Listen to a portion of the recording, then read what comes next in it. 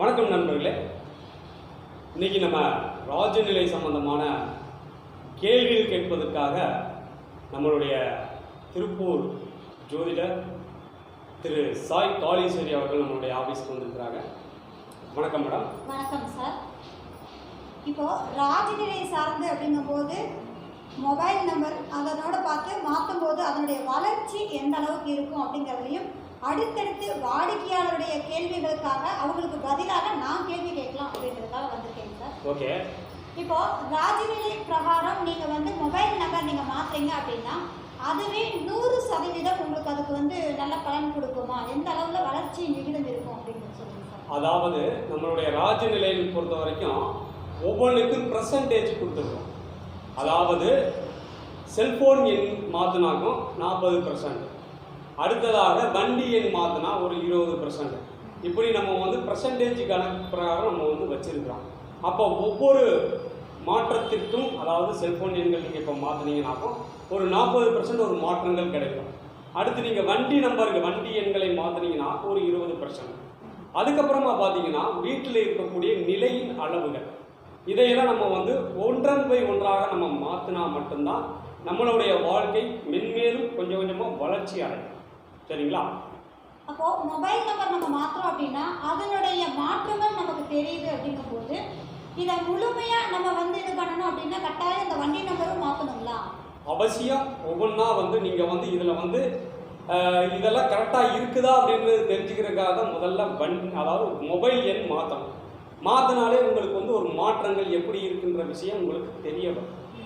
தெரிஞ்ச பிறகு அதுக்கப்புறம் நீங்களாகவே வண்டி நம்பர் மாற்றிக்கலாம். அடுத்ததாக நீங்கள் வீட்டில் இருக்கக்கூடிய நிலையின் அளவுகளை நம்ம சரி பார்க்கணும். இப்போ வீட்டுக்குள்ளே போன பிறகு தான் பிரச்சனைகள் அதிகமாக இருக்கும். இதே வீட்டுக்கு வெளியே வந்துட்டீங்கன்னாக்கும் பிரச்சனைகள் இருக்காது. சிலருக்கு இவங்க வீட்டுக்கு வெளியே இருக்கும்போது நல்லா ஆயா இருப்பாங்க.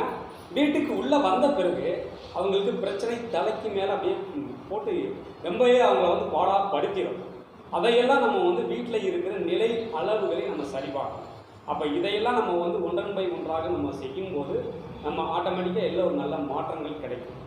சரிங்க சார். இப்போ வீட்டில் ஒரு பிரச்சனை இருக்குது அப்படின்னா அதனுடைய மாற்றத்துக்காக நிலையளவு நம்ம மாற்றணும் அப்படின்னு சொல்லிட்டீங்க. ஆமாம். சேம் இப்போ நம்ம மொபைல் நம்பர் மாற்றுறதுலையும் வீட்டினுடைய நிலையை மாற்றுறதுலையும் நம்ம டிஃப்ரென்ஸ் தெரிஞ்சுக்கிட்டோம் அப்படிங்கும்போது வாகன எண் நம்ம மாற்றும் போது அதனுடைய பலன்கள் எந்த விதத்தில் நமக்கு அது காண்பிக்கும் சார்? அதாவது நீங்கள் வச்சிருக்கக்கூடிய வாகனத்தின் எண்ணை நாங்கள் முதல்ல உங்களுடைய அனுபவத்தை நாங்களே சொல்லுவோம். இப்போ ஒரு நம்பர் வச்சிருக்காங்க அப்படின்னாக்கும் இந்த வண்டி வந்த பிறகு இப்படித்தான் இருக்கும் உங்களுக்கு அப்படின்னு நாங்கள் முதல்ல உங்களுக்கு சொல்லிடுவோம். அப்போ அந்த வண்டி நல்லா இருந்துச்சுனாக்கும் நீங்கள் அந்த வண்டியிலே அப்படியே நீங்கள் கன்டினியூ பண்ணிக்கலாம். இல்லை சரியில்லாத நம்பரை நீங்கள் வச்சுருந்தீங்கனாக்கும் அந்த நம்பரை எடுத்துட்டு நீங்கள் வேறு நம்பர் வாங்கி தான் பயன்படுத்தணும். வாங்கி பயன்படுத்தின பிறகு நல்ல மாற்றங்கள் கிடைக்கும். அப்போ நம்ம தொழிலுக்காக நம்ம அதிகமாக நம்ம பயன்படுத்தக்கூடிய ஒரு அமைப்பு அப்படிங்கிறது வண்டி வாகனம் என்னதான் இல்லையா? ஆமாம். அப்போ அது ரீதியாக நம்ம மாற்றும் போது தொழில் ரீதியான வளர்ச்சி நல்லா இருக்குமாங்க சார்? தொழில் ரீதியான வளர்ச்சி அப்படின்னு பார்க்கும்போது நம்ம தொழில் ஸ்தாபனத்தில் இருக்கக்கூடிய அந்த கல்லா மேஜையின் அளவுகளை நம்ம பார்க்கணும். சரிங்களா? அந்த கல்லா மேஜை அளவுகள் நம்மளுக்கு சரியாக இருந்தால் அந்த தொழில் நிறுவனத்திற்கு நீங்கள் போன பிறகு அந்த நிறுவனம் நல்ல பன்மடங்கு மென்மேலும் வளர்ச்சி அடையும். நீங்கள் அந்த கல்லா மேஜையின் அளவுகள் அங்கே மாறுபட்டு இருந்தால் கொஞ்சம் வளர்ச்சி தடைபடும்.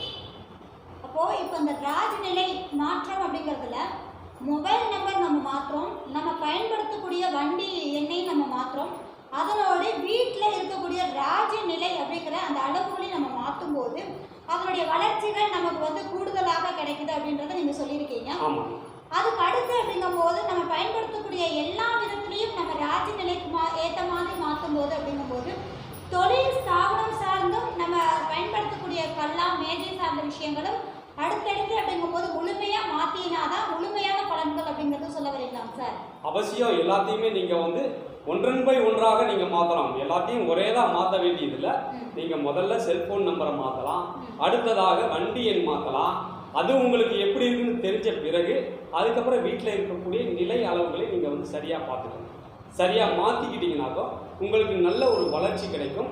அடுத்ததாக வீட்டுக்குள்ளே தேவையில்லாத கணவன் மனைவி பிரச்சனைகள் அதிகமாக போயிட்டு இருக்கும். இதற்கெல்லாம் சொல்யூஷன் இருக்குது. சரிங்களா? அப்போ ஒன்றன் பை ஒன்றாக மாற்றும் போது எல்லா பிரச்சனையும் இதில் வந்து அடிபட்டு நல்ல ஒரு வளர்ச்சியை தரும். சரிங்களா?